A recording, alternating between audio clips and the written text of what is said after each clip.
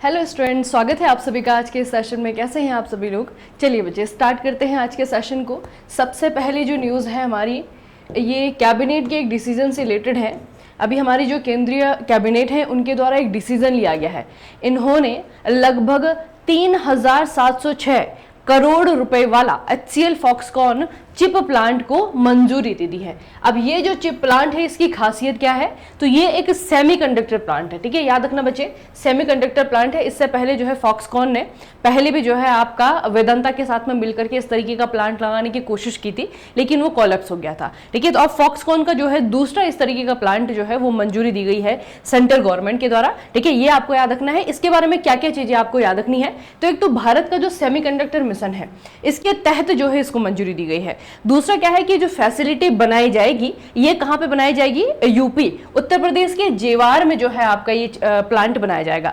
फिर आपको पूछा जाएगा कि अगर ये बनता है, ये फैसिलिटी यहाँ पे निर्मित की जाती है, तो ये काम करना कब तक शुरू कर देगी, तो लगभग 2027 तक, 2027 तक ये प्लांट जो है आपका बनकर के तैयार हो जाएगा। यहाँ पे प्रोडक्शन आपका स्टार्ट हो जाएगा। ठीक है, फिर जो सबसे इंपॉर्टेंट क्वेश्चन है वो पूछा जाएगा कि ये जो आपका प्लांट है क्या अकेले फॉक्सकॉन का है या फिर किसी दूसरे कंपनी के साथ में जॉइंट वेंचर है। तो बच्चे ये एक जॉइंट वेंचर है और HCL और फॉक्सकॉन, ठीक है, दो कंपनियां जो है इसमें आपकी इंक्लूड है। ठीक है, तो आसान न्यूज है, याद रहेगी। सेमीकंडक्टर प्लांट बनाया जा रहा है, सेंट्रल गवर्नमेंट के द्वारा मंजूरी दी गई है। इसमें आपकी दो कंपनीज है, एक आपकी HCL, एक आपकी फॉक्सकॉन है। ठीक है, ये काम करना 2027 तक स्टार्ट कर देगी। और सबसे इंपॉर्टेंट चीज जो एग्जाम में आपको पूछा जाना है वो है यूपी के जेवार में यह प्लांट आपका लगाया जा रहा है। ठीक है, तो इतनी चीजें बच्चे आपको याद रखनी है।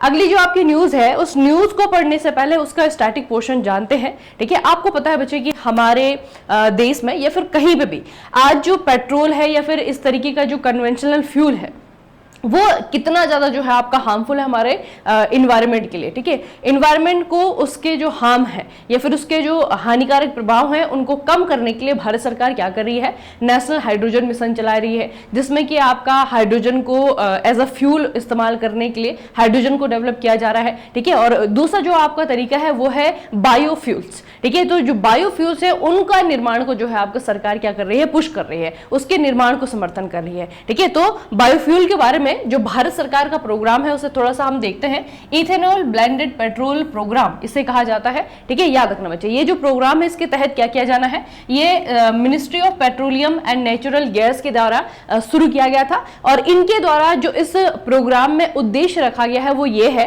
कि भारत में जो इस्तेमाल हो रहा पेट्रोल है उसमें 20% इथेनॉल हमको मिक्स करना है। और ये आपका कब तक करना है, 2025 से 26 तक। ठीक है, तो ये जो हमारी सेंट्रल मिनिस्ट्री है इनके द्वारा ये उद्देश्य रखा गया है। इस उद्देश्य को पूरा करने के लिए इनके द्वारा जो प्रोग्राम चलाया जा रहा है उसे कहा जाता है आपका EBP। ठीक है, तो इथेनॉल ब्लेंडेड पेट्रोल प्रोग्राम।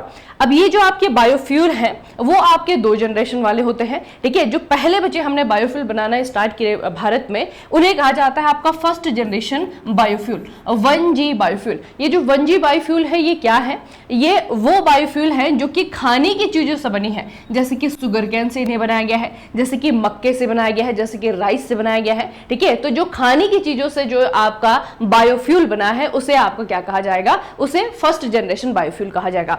अब बच्चे क्या हुआ, इसमें कंसर्न यानी कि इसमें चिंताएं बढ़ने लगी, क्योंकि हमारे देश में तो ऑलरेडी कंजप्शन बहुत ज्यादा है फूड का, है ना, खाने की तो वैसे ही कमी है। तो हम खाने की चीजों को इथेनॉल बनाने के लिए फिर बायोफ्यूल बनाने के लिए अगर इस्तेमाल करने लगेंगे तो दूसरी तरफ जो है आपका क्राइसिस आना शुरू हो जाएगा। ठीक है, तो ये जो है आपका फिर कंसर्न आने लगे। फिर बच्चे आपका दूसरा तरीका अपनाया गया बायोफ्यूल को बनाने के लिए, उसे कहा जाता है आपका 2G biofuel, second generation biofuel इन्हें कहा जाता है। तो इसमें क्या किया जाता है, इथेनॉल बनाने के लिए जो इस्तेमाल किया जाने वाला जो आपका मटेरियल है वो है एग्रीकल्चरल वेस्ट। ठीक है, जैसे आपने पराल के बारे में सुना होगा, पराली के बारे में सुना होगा, पुआल जिसे हम कहते हैं, है ना, जब आपका गेहूं या फिर धान जब उसके जो बीज हैं वो अलग कर दिए जाते हैं तो उसकी जो स्ट्रॉ बचती हैं उसे जो आपका पराली कहते हैं। तो इस तरीके का जो एग्रीकल्चरल वेस्ट है उसका इस्तेमाल करके या फिर क्रॉप रेजिड्यू है, ठीक है, फसल का जो आपका बचा हुआ हिस्सा है उसका इस्तेमाल करके, एंड इंडस्ट्रियल वेस्ट, और जो इंडस्ट्रियल वेस्ट है उसका इस्तेमाल करके बायोफ्यूल बनाया जाएगा। आपको बच्चे एक बहुत इंटरेस्टिंग बात बताती हूँ। जैसे आप होटल्स में जाते हैं तो होटल्स में जो है आपको बहुत सारा तलने वाला, है ना, जो कुकिंग फूड है उससे बहुत सारे जो है आइटम बनाए जाते हैं। और कुकिंग फूड को आपने खुद भी देखा होगा घरों में कि अगर हम उस तेल को एक बार हमने इस्तेमाल कर लिया तो दोबारा जो है उसका इस्तेमाल करना हमारे हेल्थ के लिए बहुत ज़्यादा हानिकारक होता है। तो ज़्यादा से ज़्यादा जो है आपका उससे 2 बार, फिर 2 बार से ज़्यादा जो है उसको इस्तेमाल नहीं किया जाता है। ठीक है, तो ऐसे ही जो है आपका रेस्टोरेंट में, बड़े बड़े होटल में जो है आपका ये जो तेल बचता है इसका इस्तेमाल जो है बायोफ्यूल बनाने के लिए किया जाता है। ठीक है, तो जो इंडस्ट्रियल वेस्ट है या फिर इस तरीके के होटल इंडस्ट्री का वेस्ट है उसको जो है इस्तेमाल किया जा रहा है बायोफ्यूल बनाने के लिए। ठीक है, तो ये थोड़ा सा बच्चे आपको याद रखना है। एग्रीकल्चरल वेस्ट से बनाया है, क्रॉप रेजिड्यू से बनाया है, या फिर आपका इंडस्ट्रियल वेस्ट से बनाया है, इस तरीके का जो बायोफ्यूल है उसे कहा जाएगा आपका सेकेंड जी। ठीक है, इसे कहा जाएगा आपका 2G biofuel. These are most sustainable but technologically costly, मतलब कि इन्हें ये सस्टेनेबल तो है, लंबे समय तक रहेंगे और कच्चे माल की भी हमारे पास में कोई कमी नहीं है, लेकिन ये क्या है, ये जो टेक्नोलॉजी है इस तरीके की वजह से बायोफ्यूल बनाने की वो ज्यादा जो है महंगी है। ठीक है, तो ये बच्चे पहले तो आपने स्टैटिक पोर्शन याद रखना है, कुछ नया सीखने को मिला होगा आप लोगों को आज। ठीक है, अब पढ़ते हैं न्यूज की तरफ। न्यूज में क्या है? न्यूज में है कि केंद्रीय उपभोक्ता मामले और खाद्य और सार्वजनिक वितरण मंत्रालय के द्वारा इथेनॉल उत्पादन के लिए FCI यानी कि फूड कॉर्पोरेशन ऑफ इंडिया इसको चावल के अतिरिक्त 2.8 मिलियन टन को मंजूरी दे दी है।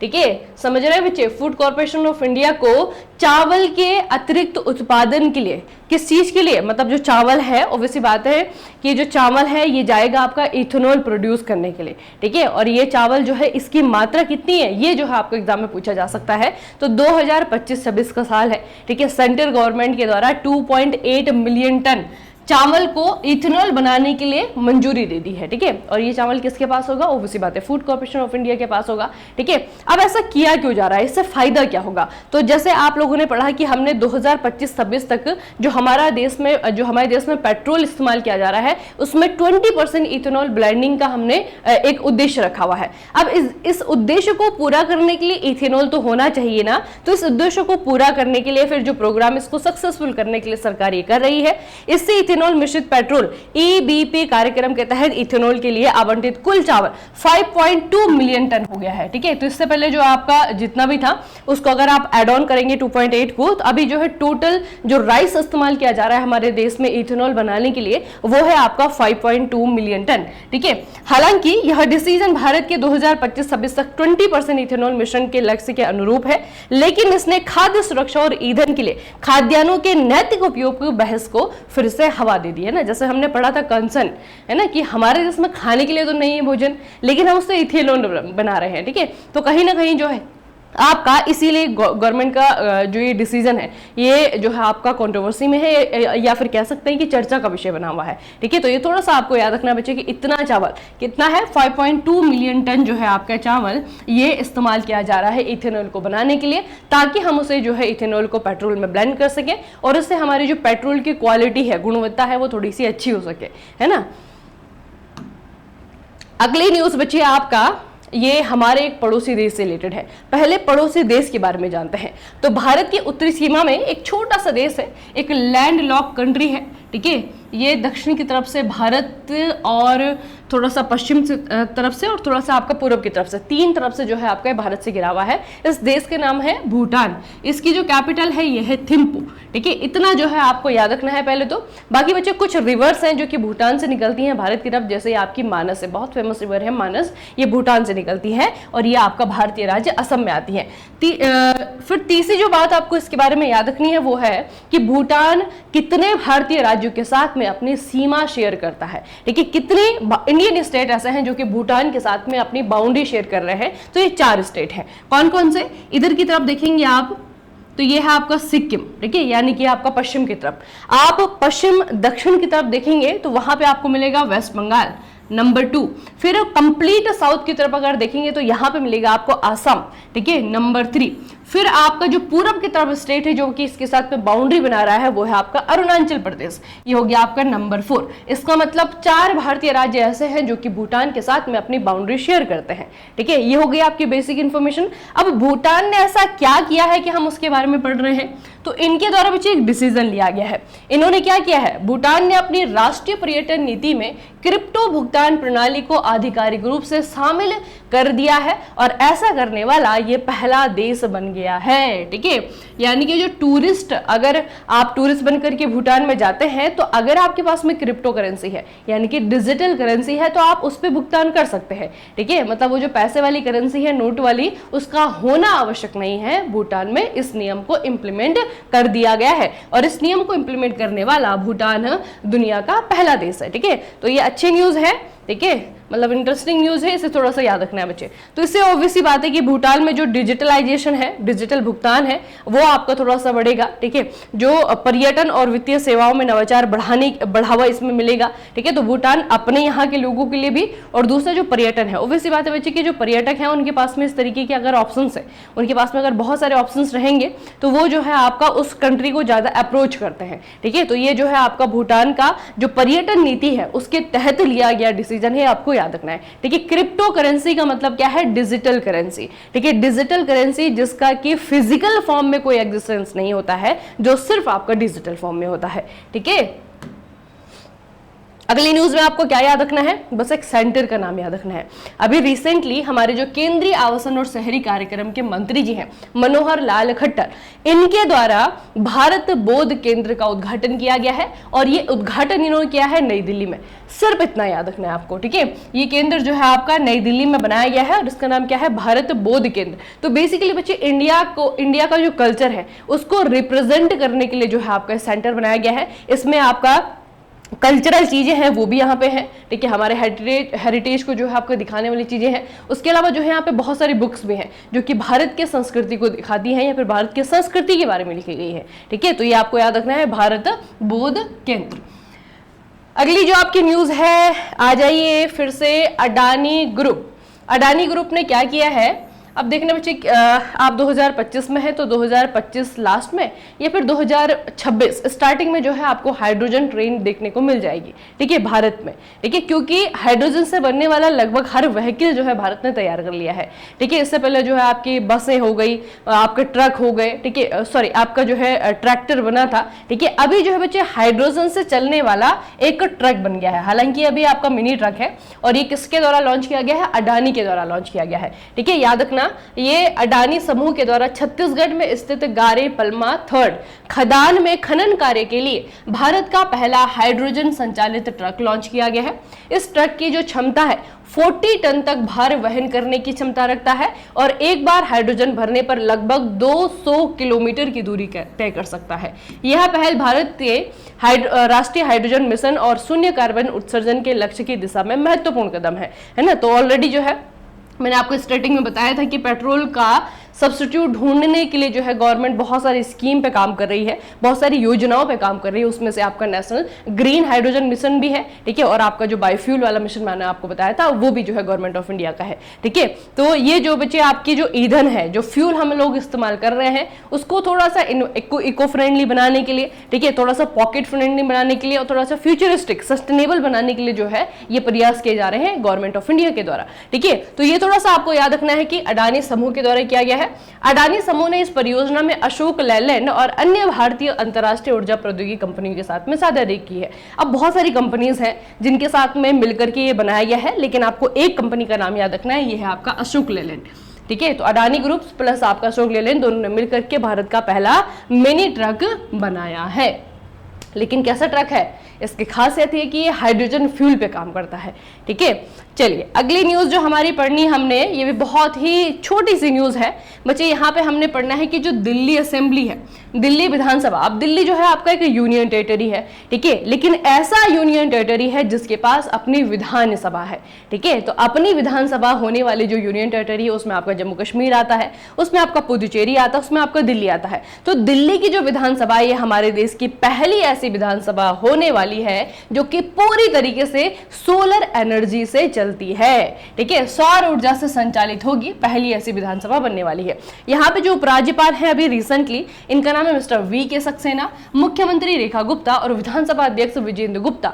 इन्होंने विधानसभा परिसर में लगभग 500 किलोवाट क्षमता वाले सौर ऊर्जा संयंत्र की आधारशिला रखी है। ठीक है, तो ये बच्चे आपके बेसिक पर्सनैलिटीज हैं जो कि इस डेवलपमेंट से जुड़े हुए हैं। ठीक है, लेकिन आपको याद रखना है कि पहली ऐसी विधानसभा जो कि पूरी तरीके से सोलर एनर्जी पे चलेगी, ये है आपका दिल्ली विधानसभा। अगली जो आपकी न्यूज है, यहाँ पे भी बस आपको एक स्ट्रक्चर का नाम याद रखना है। इस स्ट्रक्चर का नाम है वीर रथ पार्क। ठीक है, नोएडा उत्तर प्रदेश के नलगढ़ गांव में वीर रथ पार्क का निर्माण किया जा रहा है। यह पार्क स्वतंत्रता संग्राम के नायकों की याद में बनाया जाएगा, है ना। बेसिकली वो फ्रीडम फाइटर्स जिन्होंने कि हमारे देश को आजाद करवाया है, जिनकी वजह से आज हम आजाद हैं। ठीक है, उन लोगों को एक तरीके से उन लोगों को याद करने के लिए उन लोगों को जो है आपका डेडिकेटेड एक पार्क बनाया जा रहा है। यहाँ पे इन सारे लोगों के स्टेच्यूज होंगे, उसके अलावा जो है यहाँ पे आपका एक छोटा सा म्यूजियम भी होगा, यहाँ पे जो है आपकी छोटी छोटी एग्जीबिशन भी होगी। तो इस तरीके का जो है आपका पार्क बना है। इस पार्क का नाम रखा गया आपका वीर रथ पार्क। आपको पूछा जाएगा वीर रथ पार्क ये कहां पे है, तो ये आपका नोएडा उत्तर प्रदेश के नलगढ़ गांव में बना है। ठीक है, याद रखना बच्चे, बनाया जाएगा, सॉरी। चलिए, तो आज की जो आपकी इंटरेस्टिंग छोटी छोटी खबरें थी वो खत्म होती हैं। ठीक है, और आप लोगों को एक काम करना होता है बच्चे, क्या काम करना होता है कि जो भी आप सेशन में खबरें पढ़ते हैं, जितना आपको याद रह पाता है उतना आपको याद रखना है और कमेंट सेक्शन में जल्दी जल्दी लिख करके मुझे बताना है। ठीक है, उसके अलावा बच्चे अगर आप आरआरबी जेईई से CBT 1 2025 की प्रिपरेशन कर रहे हैं तो उसके लिए जो है आपका make it easy mechanical mobile application है, वहां पे आप लोग जाएंगे तो वहां पे जो है आपके लाइव क्लासेस वाला बैच स्टार्ट हो गया है, जिसमें कि 2025 का जो CBT 1 है वो क्लियर करवाने के लिए सारे के सारे सब्जेक्ट आपके पढ़ाए जा रहे हैं। ठीक है, उसमें आपका रीजनिंग मैथ की क्लास हो रही है, उसमें आपकी साइंस की लाइव क्लास हो रही है, उसमें आपके जीके की लाइव क्लास हो रही है। ठीक है, तो उसमें जो है खुद को आप एनरोल कर सकते हैं, 2025 आरआरबी जेईई की तैयारी कर सकते हैं हमारे साथ में। ठीक है, चलिए फिर आज के सेशन को यहीं पे समाप्त करते हैं, मिलेंगे फिर कल के सेशन में। तब तक के लिए पढ़ते रहिए, बढ़ते रहिए, अपने खूब सारा ख्याल रखिएगा। आप सभी का बहुत बहुत धन्यवाद।